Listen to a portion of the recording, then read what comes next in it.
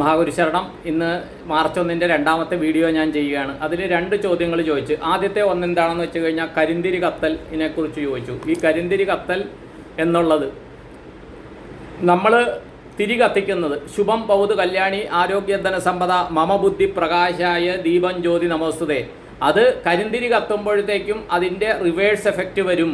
അതാണ് കാര്യം. അതുകൊണ്ട് കരിന്തിരി കത്താൻ അനുവദിക്കരുത്. അതിന് പകരം ഞാൻ എപ്പോഴും സജസ്റ്റ് ചെയ്യാറ്, ഈ ഒരു വിളക്ക് ഈ നടുക്ക് ഒരു ചെറിയ ഇത് കാണുമല്ലോ, ഒരു കമ്പ് പോലെ, അതിനകത്ത് തിരി ഇട്ടിട്ട് എണ്ണയിട്ട് കത്തിക്കുന്ന ഒരു വിളക്കുണ്ട്. ഈ തമിഴ്നാട്ടിലൊക്കെ അത് വ്യാപകമാണ്. അത് ഇട്ടാൽ എണ്ണ തീരുമ്പോൾ അത് കെട്ടുപോകും, കരിന്തിരി കത്തുകയില്ല. അപ്പോൾ ആ വിളക്കാണ് ഞാൻ സജസ്റ്റ് ചെയ്യാറ്, മനസ്സിലായ? അപ്പോൾ കരിന്തിരി കത്തിയാൽ എന്താണോ അവിടെ സംഭവിക്കുന്നത് അതിൻ്റെതായ ഈക്വൽ ആൻഡ് ഓപ്പോസിറ്റ് ആയിട്ടുള്ള റിയാക്ഷൻ നമ്മളിൽ സംഭവിക്കും. അപ്പോൾ നമ്മൾ വിളക്ക് കത്തുമ്പോഴത്തേക്കും നമ്മളിൽ പുണ്യമായ കാര്യങ്ങൾ നടക്കും. അത് കരിന്തിരി കത്തുമ്പോൾ എന്ത് സംഭവിക്കും എന്നുള്ളത് ഞാൻ പറയുന്നില്ല, മനസ്സിലായി കാണും. പോസിറ്റീവ് മാത്രം ചിന്തിക്കുക. പിന്നത്തെ ഒരു വ്യക്തി ചോദിച്ചൊരു നല്ലൊരു കാര്യം, ആസ്ട്രോളജി പറയുമ്പോൾ ദക്ഷിണ വാങ്ങിച്ചുകൂടെ, കർമ്മ എഫക്റ്റ് ഉണ്ടാകുമോ? ആസ്ട്രോളജി പറയുമ്പോഴൊരു എന്താണെന്ന് വെച്ച് കഴിഞ്ഞാൽ ദക്ഷിണ കൊടുക്കണം. അതൊരു സാമാന്യ നിയമമാണ്. കാര്യം എന്താണെന്ന് വെച്ച് കഴിഞ്ഞാൽ അതൊരു പ്രഡിക്ഷനാണ്.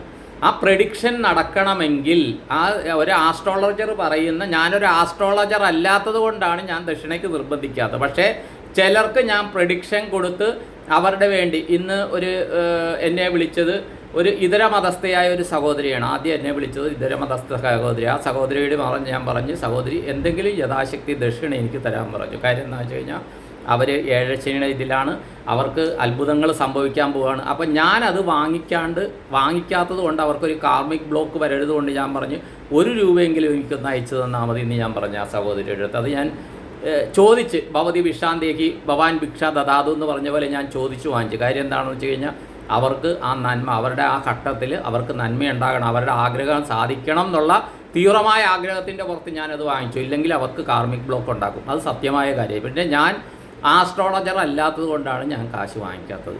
പക്ഷേ പ്രിഡിക്ഷൻസ് ഇപ്പം ഞാൻ കാശ് കൊടുത്തിട്ടാണ് ജ്യോതിഷദീപ്തി എന്ന് പറഞ്ഞാൽ അതിൻ്റെ ഇത് വാങ്ങിച്ചു വെച്ചിരിക്കുന്നത്, സോഫ്റ്റ്വെയർ. അതിലാണ് ഞാൻ ജാതകം ഗണിക്കുന്നത്. കഴിയാവുന്നതും ഗണിക്കാണ്ട് ഓരോരുത്തരുടെ അടുത്ത് ചോദിക്കുക. എനിക്ക് ഫ്രീ ആസ്ട്രോളജി, ഫ്രീ സർവീസ് ഞാനായിട്ട് ആരോടും വാങ്ങിക്കാറില്ല. കാര്യം നമ്മളത് വാങ്ങിച്ചു കഴിഞ്ഞാൽ അടുത്ത ജന്മം നമ്മുടെ ഇതായിരിക്കും അവസ്ഥ. ഭവതി ഭിക്ഷാന്തേഹി ഭവാൻ ഭിക്ഷാദദാതു. അറിയാമല്ലോ, ഏത് സമയത്തും കൈനീട്ടേണ്ട അവസ്ഥയിലേക്ക് നമ്മളുടെ ഊർജ്ജ ശരീരം മാറും. അതുകൊണ്ട് ഫ്രീ എന്നുള്ള ഒരു കാര്യം, നമ്മുടെ കേരളത്തിലെ ഏറ്റവും വലിയൊരു പ്രശ്നം അതാണ്. ഫ്രീ ആയിട്ട് എന്ത് കിട്ടിയാലും നമ്മൾ എന്ത് വേണമെങ്കിലും ചെയ്യും, കിറ്റ് കിട്ടിയാൽ മതി എന്ന് പറഞ്ഞ അവസ്ഥയാണ്. ഓക്കെ, അതൊരു വേറൊരു വിഷയം. അപ്പോൾ ഫ്രീ എന്ന് നമ്മൾ പ്രതീക്ഷിക്കാണ്ടിരിക്കുക. നമുക്ക് ഫ്രീ ആയിട്ട് തരുന്നത് നമ്മുടെ അച്ഛനും അമ്മയും ദൈവം എന്ന് പറയുന്ന ശക്തി. അത് ഏതുമായിട്ട് നിങ്ങൾ വിശ്വസിച്ചോളൂ. ശിവൻ, വിഷ്ണു, ബ്രഹ്മാവ്, അല്ലാഹു, ഈശോ മിശിഹ ആരാണെന്ന് വിശ്വസിച്ചോളൂ. ഒരു എനർജിയാണ് അവിടെ ഉള്ളത്. അത് ഏത് പേര് വിളിച്ചാലും അദ്ദേഹത്തിന് പരാതിയും പരിഭവവും ഇല്ല. നമുക്ക് മാത്രമാണ് അയ്യോ ഞാൻ ഇന്നെ വിളിക്കണത്, നീ മറ്റേ പേര് വിളിച്ചാൽ അത് ശരിയാകില്ലെന്ന് പറഞ്ഞ് പണ്ട് ഒരു ഗുരു 2 പേരുടെ അടുത്ത് കാല് തിരുമാൻ പറഞ്ഞിട്ട് ഈച്ച വരുന്നിരുന്ന് പരസ്പരം അടിച്ച് ലാസ്റ്റ് ഗുരുവിൻ്റെ കാല് 2 പേരും കൂടി ഒലക്കൊക്കെ അടിച്ച് ഇത് ചെയ്ത പോലെയുള്ള അവസ്ഥയാണ് നമ്മൾ ഈ മനുഷ്യർ ഈശ്വരൻ്റെ പേര് പറഞ്ഞിട്ട് കളിക്കണം. ഈശ്വരൻ അത് കണ്ട് ചിരിക്കുക, എന്ത് വണ്ടന്മാരാണെന്ന് പറഞ്ഞ് ചിരിക്കുകയാണ്. അപ്പോൾ ഈശ്വരൻ ഏതും ആകട്ടെ, നമ്മൾ ആ ശക്തിയിലേക്ക് കണക്ട് ചെയ്യുക. അപ്പോൾ ഈ പറഞ്ഞത് നമ്മൾ പ്രെഡിക്റ്റ് ചെയ്യുമ്പോൾ നമ്മൾ ശരിക്ക് ദക്ഷിണ കൊടുക്കണം. കാര്യം ആ പ്രെഡിക്ഷൻ നമുക്ക് സംഭവിക്കണമെങ്കിൽ ദക്ഷിണ കൊടുക്കണം. ഇപ്പോൾ എനിക്ക് പരിചയമുള്ളൊരു സഹോദരിയാണ്. അപ്പോൾ ആ സഹോദരിയുടെ ഇന്നലെ അവരുടെ ഒരു കാര്യം പ്രെഡിക്ഷൻ ഞാൻ കൊടുത്തു. അപ്പോൾ അവരോട് ഇന്ന് ഞാൻ ഓർമ്മിപ്പിച്ച്, മാം എനിക്ക് ദക്ഷിണ, ഞാൻ പ്രെഡിക്ഷനാണ് ചെയ്തത്, അവർക്കറിയാം, അവർ ആ മേഖലയിലുള്ളതാണ്, അതുകൊണ്ട് ദയവ് ചെയ്ത് ദക്ഷിണ അയക്കാൻ മറക്കല്ലേ എന്ന് ഞാൻ പറഞ്ഞു. കാര്യം എന്താണെന്ന് വെച്ചാൽ ചില കാര്യം ചിലരോട് ചോദിച്ചു വാങ്ങിക്കും, ഇല്ലെങ്കിൽ അവർക്ക് കാർമിക് ബ്ലോക്ക് ഉണ്ടാകും. തീർച്ചയായിട്ടും പ്രെഡിക്ഷന് ഇത് ചെയ്യണം. അതുപോലെ നമ്മൾ പൂജ നടത്തിയാൽ, ചീട്ടെഴുതി പൂജ നടത്തിയാലേ ആ പൂജാരിക്ക് നമ്മൾ ദക്ഷിണ കൊടുക്കണം. ദക്ഷിണ വാങ്ങിച്ചാൽ നമ്മൾ ചെയ്യേണ്ടത്, നമ്മൾ ഇറക്കവറബിളി അൺകണ്ടീഷണലി അവരെ ബ്ലെസ് ചെയ്യണം. ഇപ്പോൾ പലരോടും ഞാൻ ദക്ഷിണ അയച്ചിട്ട് അവരുടെ ഫോട്ടോ അയക്കാൻ ഞാൻ പറയും. കാര്യം ഞാൻ എൻ്റെ ഉപാസനയുടെ ഇത് വെച്ച് ഞാൻ ബ്ലെസ് ചെയ്യും. അവരുടെ ആഗ്രഹങ്ങൾ നടക്കട്ടെ, പോസിറ്റീവായ കാര്യങ്ങൾ നടക്കട്ടെ എന്ന് ബ്ലെസ് ചെയ്യും. അപ്പോൾ എന്താണെന്ന് വെച്ച് കഴിഞ്ഞാൽ അവരിൽ ഓറയിൽ മാറ്റങ്ങൾ സംഭവിക്കും. ഇപ്പോൾ ഞാൻ നേരത്തെ പറഞ്ഞ വിദേശത്തുള്ള ഒരു പയ്യൻ എന്ന് പറയുന്ന ആ പയ്യനെ വീഡിയോ കോൾ ചെയ്യാൻ പറഞ്ഞിട്ട് വീഡിയോ കോളിലൂടെ കണ്ണടച്ചിരിക്കാൻ പറഞ്ഞ് ബ്ലെസ് ചെയ്യായിരുന്നു ആ പയ്യന്. അതാണ് 36 മണിക്കൂറിനുള്ളിൽ അത്ഭുതങ്ങൾ സംഭവിച്ചത്. മനസ്സിലായ? താമസിക്കുന്ന കാര്യം എന്ന് വെച്ചാൽ ആ കാർമിക് ബ്ലോക്ക് കുറച്ച് ഞാൻ എടുക്കുകയാണ്. അപ്പോൾ ഞാനത് ഉപാസന ചെയ്ത് ഞാൻ ന്യൂട്രലൈസ് ചെയ്യും. ഇത് എനിക്ക് തേടൈ ദീക്ഷ തന്ന മാസ്റ്റർ അതിൻ്റെ കോർഡിനേറ്ററൊക്കെ പറഞ്ഞിട്ടുണ്ട്. പക്ഷേ അവർ പറഞ്ഞത് കണക്ക് പറഞ്ഞ് കാശ് വാങ്ങിക്കണമെന്നാണ്. അതിന് ശ്രീനിവാസ പയ്യെ കിട്ടുകയില്ല. അത് മാത്രമേ ഉള്ളൂ. കാര്യം കണക്ക് പറഞ്ഞു ഒരു അപ്പോൾ എന്താണ് നട്ടം തിരിഞ്ഞ് നിൽക്കുന്നവരാണ് നമ്മളെയൊന്ന് ആശ്രയിക്കണത്. മനസ്സിലായി? അവരുടെ അടുത്ത് നമ്മൾ കണക്ക് പറയാൻ പോയി കഴിഞ്ഞാൽ യൂണിവേഴ്സ് 8ൻ്റെ പണി തരും എന്നുള്ള ഒരു സംശയമില്ലാത്ത കാര്യം. അത് പലരും വാങ്ങിച്ചു കൂട്ടിയിട്ടുണ്ട്. അതുകൊണ്ട് അങ്ങനത്തെ കണക്ക് പറച്ചിലിനൊന്നും ഞാനില്ല. ബാങ്കിൽ 28 വർഷം എന്താണ് ഡെബിറ്റും ക്രെഡിറ്റും കണക്കൊക്കെ പറഞ്ഞായിരുന്നു. ഇനി കണക്ക് പറയലൊന്നുമില്ല. ഇനി അന്യാലാകുന്ന സേവനങ്ങൾ ചെയ്യണം. അപ്പോൾ ആ സഹോദരൻ ചോദിച്ചത് തീർച്ചയായിട്ടും നമ്മൾ ജ്യോതിഷന്മാരുടെ കാര്യം നോക്കിയാൽ അവർ ഇത് ചെയ്തു കഴിഞ്ഞാൽ ആ കാർമിക് ബ്ലോക്ക് കുറേ അവർ വാങ്ങിക്കുന്നുണ്ട്. അറിഞ്ഞോ അറിയാതെയോ വാങ്ങിക്കുന്നുണ്ട്. എൻ്റെ ഗുരു പറഞ്ഞ കാര്യമാണ്. കാര്യം എന്താണെന്ന് വെച്ചാൽ ഇവരുടെ പ്രശ്നങ്ങൾ മാറാനാണ് വരുന്നത്. അതുപോലെ ചികിത്സിക്കുന്ന ഡോക്ടേഴ്സ് മനസ്സിലായി. അല്ലെങ്കിൽ അവരതുപോലെ എന്തുകൊണ്ടാണ് ഈ ഡോക്ടേഴ്സ് ക്ഷേത്രങ്ങളിലും അല്ലെങ്കിൽ ചർച്ചിലും അവിടെയൊക്കെ പോയി അവർ ദാനധർമ്മങ്ങൾ ചെയ്യുന്ന എന്തുകൊണ്ടാണ്? അവർ ചെയ്യുന്ന ഒരാൾക്ക് ഈ അവരുടെ വിധി കൊടുത്ത അസുഖം, ആ അസുഖത്തെ അവർ മാറ്റുകയായിരുന്നു. അതുകൊണ്ടാണ് തക്ഷകൻ മറ്റേ പരീക്ഷിത്ത് രാജാവിനെ തക്ഷകൻ കഴിച്ച് മരിക്കുമെന്ന് പറഞ്ഞ് പോകുമ്പോഴത്തേക്കും ഇടയ്ക്ക് തക്ഷകൻ ഒരു വിഷവൈദ്യം പോകുന്നുണ്ട്. തക്ഷകൻ വിഷവൈദ്യനെ പരീക്ഷിക്കുമ്പോൾ വിഷവൈദ്യൻ പരീക്ഷിത്ത് രാജാവിനെ രക്ഷിക്കുന്നുള്ള ദൃഢനിശ്ചയത്തോടെയാണ് പോണത്. അപ്പോൾ തക്ഷകൻ പറഞ്ഞ് മനസ്സിലാക്കുന്നുണ്ട്, നിങ്ങൾ കാർമിക് എഫക്റ്റാണ് വാങ്ങിക്കാൻ പോണത്. ഞാൻ തക്ഷകനാണ്. എന്തുകൊണ്ട് പോകുന്നു? എനിക്ക് കാശ് വേണം. മനസ്സിലായോ? കാര്യം പരീക്ഷിത്ത് രാജാവ് ജീവനോടെ ഇരുന്ന് കഴിഞ്ഞാൽ ഇങ്ങനെ ഒരു കഥ ഞാൻ കേട്ടിട്ടുണ്ട് കേട്ടോ. ഇനി അത് ഭാഗവതത്തിൽ ഇല്ല എന്ന് പറഞ്ഞാൽ ആരും കമൻറ്റ് ചെയ്യല്ലേ. ഇത് അല്ലെങ്കിൽ എൻ്റെ തന്നെ ഉണ്ടാക്കി ഞാൻ പറയുകയാണെന്ന് വേണമെങ്കിൽ വിചാരിച്ചു. പക്ഷേ ഇതെൻ്റെ ഗുരു പറഞ്ഞ് ഞാൻ കേട്ടിട്ടുണ്ട്. കാര്യം ഗുരു വിഷവൈദ്യനായിരുന്നു, ബ്രഹ്മശ്രീ കൃഷ്ണൻപ്രാന്തിരി തിരുമേനി. അപ്പോൾ അതുകൊണ്ട് അദ്ദേഹം കാശ് വാങ്ങിക്കാണ്ടാണ് ചികിത്സിച്ചുകൊണ്ടിരുന്നത് വിഷവൈദ്യം. മനസ്സിലായി? അങ്ങനെ ഒരു സേവനം എന്നുള്ള രീതിയിലാണ് ചെയ്തുകൊണ്ടിരുന്നത്. അപ്പോൾ തക്ഷകൻ പറയുന്നത് നിങ്ങൾ കാശിനല്ലേ പോകുന്നത്, നിങ്ങൾക്ക് കാർമിക് ബ്ലോക്ക് വരികയല്ല, ഞാൻ നിങ്ങൾക്ക് വേണ്ട സൗഭാഗ്യത്തിനുള്ള അനുഗ്രഹം തരുന്നു എന്ന് പറഞ്ഞ് ഈ വിഷവൈദ്യനെ തിരിച്ചയക്കുകയായിരുന്നു. അങ്ങനെയുണ്ട്, പലതും ഇത് ചെയ്യും. പക്ഷേ ആരാണോ ഇച്ഛയോടെ പോകുന്ന ആൾ, ആ ആളെ ദക്ഷിണ കൊടുത്താൽ മാത്രമേ ആ ക്രയവിക്രയം കംപ്ലീറ്റ് ആകുന്നുള്ളൂ. അത് അഡ്വൈസ് വാങ്ങിക്കുന്നവരുടെ ചുമതലയാണ്. പിന്നെ ഇത് ഉപജീവനാർത്ഥം, വേറെ വരുമാനമൊന്നുമില്ല, ഉപജീവനാർത്ഥം ജ്യോതിഷമൊക്കെ ചെയ്യുന്നവരാണെങ്കിൽ തീർച്ചയായിട്ടും അവരുടെ ദക്ഷിണ വയ്ക്കാൻ പറയാം. പിന്നെ കബഡി വെച്ചാൽ ഞാൻ കബഡി വെക്കാറില്ല കേട്ടോ. എനിക്ക് ഗുരു കബഡി ഇത് ചെയ്തിട്ടുണ്ട്. അത് വിദ്യാരംഭത്തിൻ്റെ ദിവസം മാത്രം ഞാൻ ഇത് ചെയ്യും. ഒരാളുടെയും കബഡി ഞാൻ വെക്കാറില്ല. എന്നെ കോണ്ടാക്ട് ചെയ്യുന്നവരെ ഇത് കിട്ടാനായിട്ട്, ഇൻഡ്യൂഷൻ കിട്ടാനായിട്ട് അവരുടെ അടുത്ത് ഏതെങ്കിലും ധാന്യം എടുത്ത് വെക്കാൻ പറയും. ഇപ്പോൾ ധാന്യം ഇല്ലാഞ്ഞിട്ട് പൂവെടുത്ത് വെപ്പിച്ചവരുണ്ട്. വീട്ടിൽ പൂ വെച്ചിട്ട് അതിൻ്റെ ടൈം എണ്ണവും പറയാൻ പറയും. മനസ്സിലായോ? അല്ലെങ്കിൽ ഇപ്പോൾ ചിലരോട് വിദേശത്ത് നിന്ന് വിളിക്കുന്നവരോട് കടല എടുത്ത് വെക്കാൻ പറയും. കടല എടുത്ത് വെച്ചിട്ട് ആ എടുത്ത കടലയുടെ ഫോട്ടോ, അതുപോലെ അതിൻ്റെ സമയം, എടുത്തു വെച്ച സമയം, അത് കഴിഞ്ഞ് എണ്ണിയിട്ട് എത്ര എണ്ണം ഉണ്ടെന്ന്. ചിലപ്പോൾ കടലയ്ക്കകത്ത് കല്ല് കാണും, വടി കാണും, പയർ കാണും, ബീൻസ് കാണും. എന്തായാലും എണ്ണം എടുത്തിട്ട് അത് കഷ്ടം പകുതിയായിരിക്കും, ഇതിൻ്റെയൊക്കെ എണ്ണം അറിയിക്കണമെന്ന് പറയും. കാര്യം എന്താണെന്ന് വെച്ച് കഴിഞ്ഞാൽ പ്രിഡിക്ഷനിൽ വർക്ക് ചെയ്യുന്ന ഇൻഡ്യൂഷൻസ് ആണ്.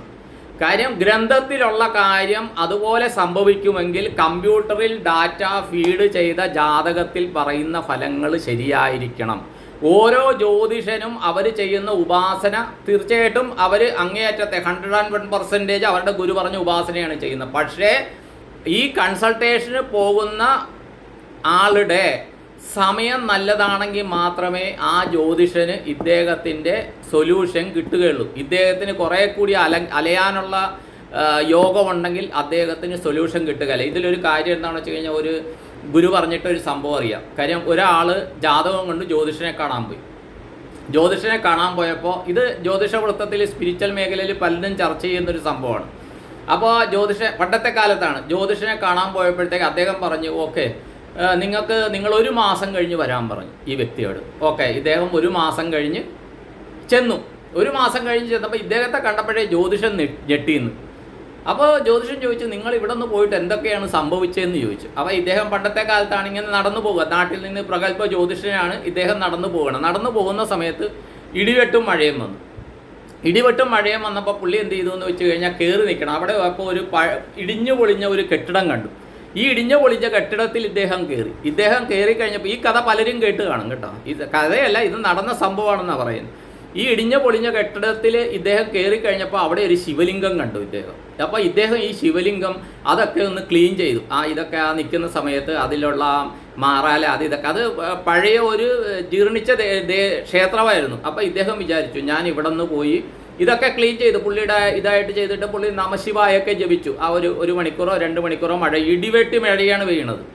ആ സമയത്ത് പുള്ളി വിചാരിച്ചു ഞാൻ ഇത് പോയിട്ട് നാട്ടിൽ ചെന്ന് ഞാൻ ചെയ്യുന്ന ആ വ്യാപാരം ചെയ്തിട്ട് അതിൽ നിന്ന് കിട്ടുന്ന ലാഭം വെച്ചിട്ട് ഞാനിവിടെ ഇത് പുതുക്കി പണിതിട്ട് ഞാനിതിന് കുംഭാഭിഷേകം നടത്തും. അപ്പോൾ എപ്പോഴും നമ്മുടെ മനസ്സിനൊരു പ്രത്യേകതയുണ്ട്. നമ്മുടെ മനസ്സിൽ നമ്മൾ എന്ത് വിചാരിക്കുന്നോ അത് ചിത്രങ്ങളായിട്ട് പ്രപഞ്ചത്തിലേക്ക് പോവുകയാണ്. അതുകൊണ്ടാണ് ഈ ഭാരതദേശത്തിൽ ഈശ്വരനെ പൂജിക്കുന്നത് വിഗ്രഹരൂപമാക്കിയത് അതാണ്.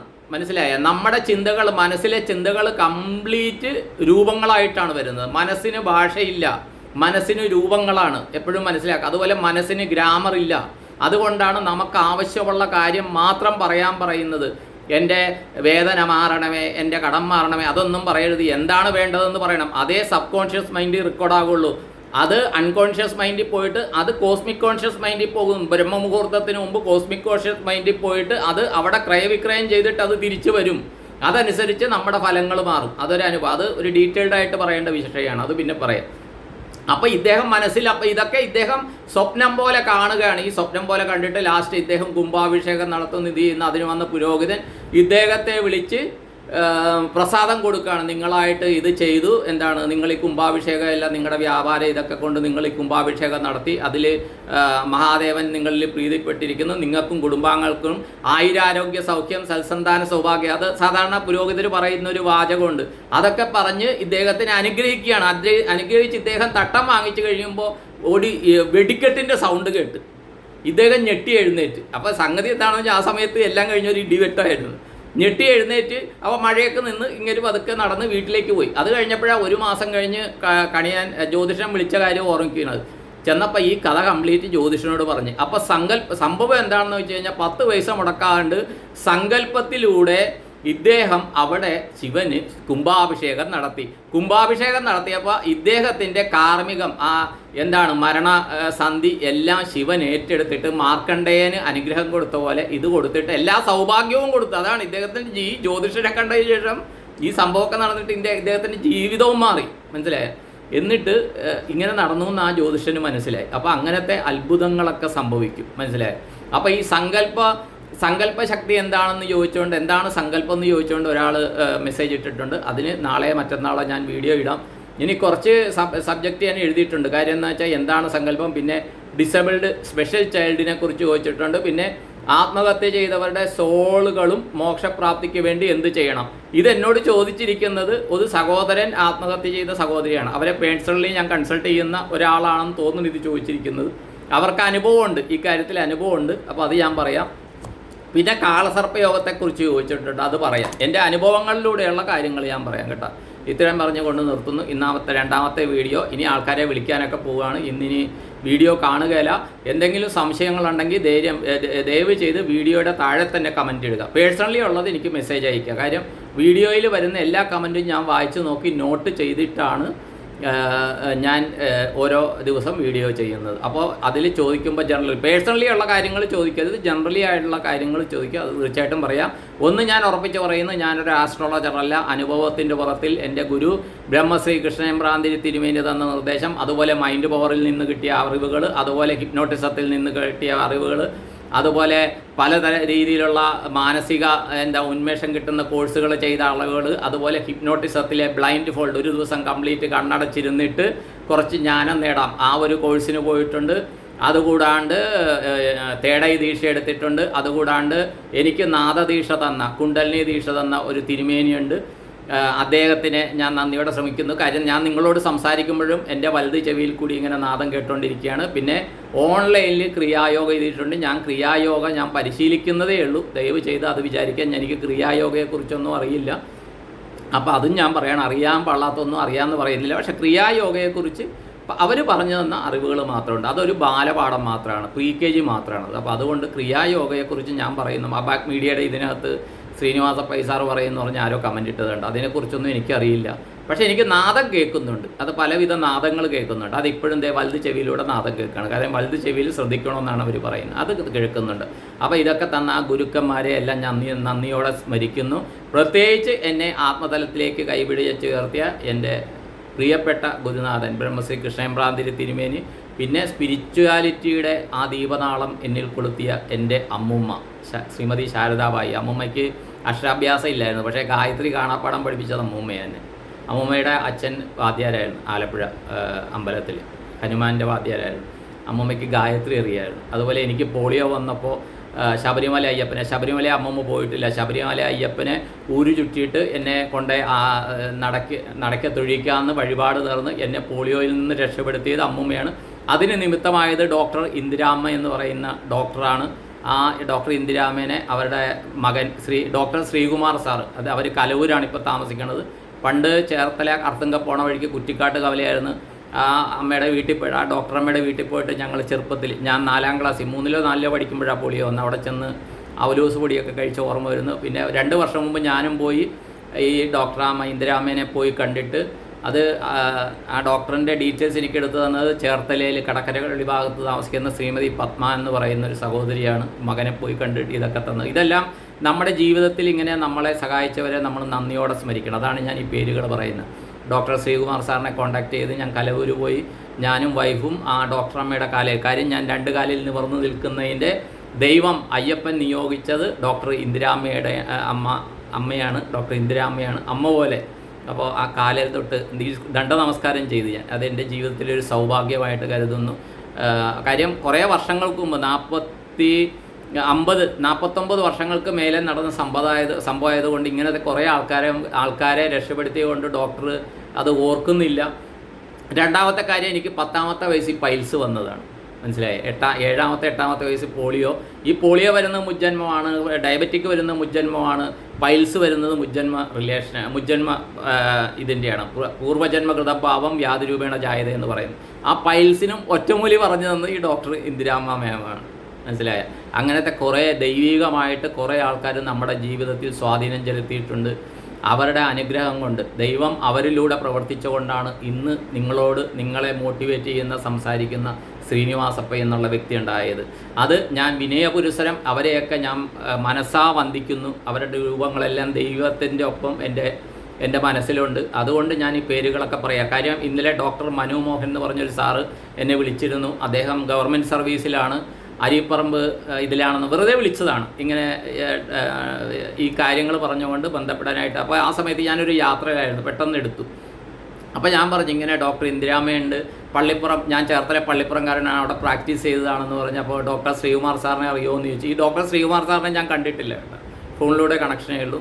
അപ്പോൾ ഇങ്ങനെയാണ് എനിക്കിങ്ങനെ വന്നിട്ട് ആ ഡോക്ടർ ഇന്ദിരാമ്മയാണ് രക്ഷപ്പെടുത്തിയെന്നൊക്കെ ഇന്നലെ എനിക്ക് പറയാനുള്ളൊരു നിയോഗം കിട്ടി. അതും ഈ യൂട്യൂബാണ്. അപ്പോൾ ഡോക്ടർ മനോഹൻ സാറിന് എൻ്റെ സല്യൂട്ട്. കാണാം, അദ്ദേഹത്തിൻ്റെ വീട് തൊറൂരാണെന്ന് പറഞ്ഞു. അപ്പോൾ ഇങ്ങനെ കുറേ അധികം ആൾക്കാർ, ദൈവം നിയോഗിച്ച കുറേ ആൾക്കാർ നമ്മുടെ ഒരു കുടുംബാംഗങ്ങളെ പോലെ ബന്ധപ്പെടുന്നുണ്ട്. അതിലൊക്കെ വളരെ സന്തോഷം. ഇത്രയും പറഞ്ഞുകൊണ്ട് നിർത്തുന്നു. ക്ഷമിക്കുക, 18 മിനിറ്റായി. ഇന്നത്തെ വീട് എന്താകട്ടെ, 18 പടി, അതിൻ്റെ എന്തെങ്കിലും സൂചനയായിരിക്കും. ഇന്ന് ശനീശ്വരൻ്റെ ദിവസമാണല്ലോ. ശനീശ്വരൻ പഞ്ചഭൂതങ്ങളുടെ അധിപതിയാണ് അയ്യപ്പൻ്റെ. അപ്പോൾ ശനീശ്വരൻ്റെ ഒരു അവതാരം, ശനീശ്വരന് തുല്യമായ ഒരു ദേവതയാണ് അയ്യപ്പൻ. ഇത്രയും പറഞ്ഞുകൊണ്ട് നിർത്തുന്നു. നന്ദി, നമസ്കാരം. All the best to all. Thank you all.